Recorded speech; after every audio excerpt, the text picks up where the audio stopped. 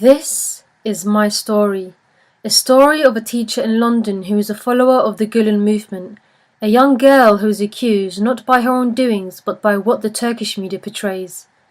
I'm accused of so many acts when really I'm the one who is oppressed, all because I consider myself a student of Gülen. If you look at me and my obligations, you'll see why I've got such a great population.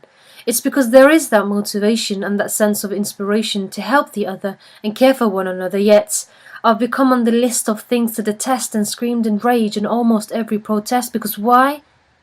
Apparently people like me become the reason of threat to Turkey, my country, and people of my own. Fethullah Gülen taught me not to kill, or to slay, or to lie.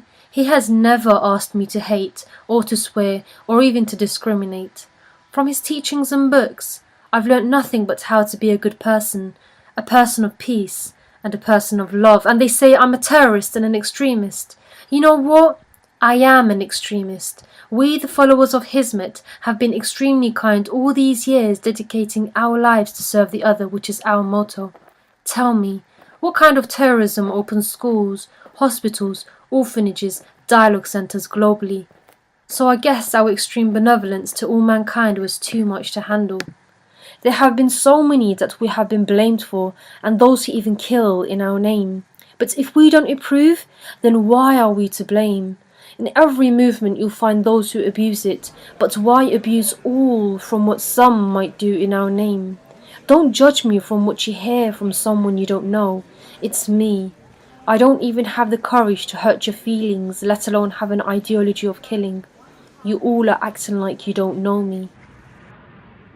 I give what I get, and what I got is good.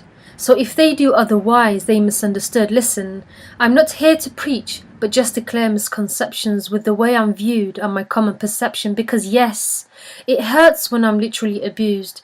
By some who do it for pleasure, just to be amused, and by some who follow the trend because they're clearly confused.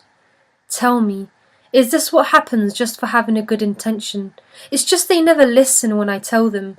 All they understand is anything against me. We are being silenced and punished without any acceptance of explanation. Don't you think you need to hear me out before labelling me the bad one?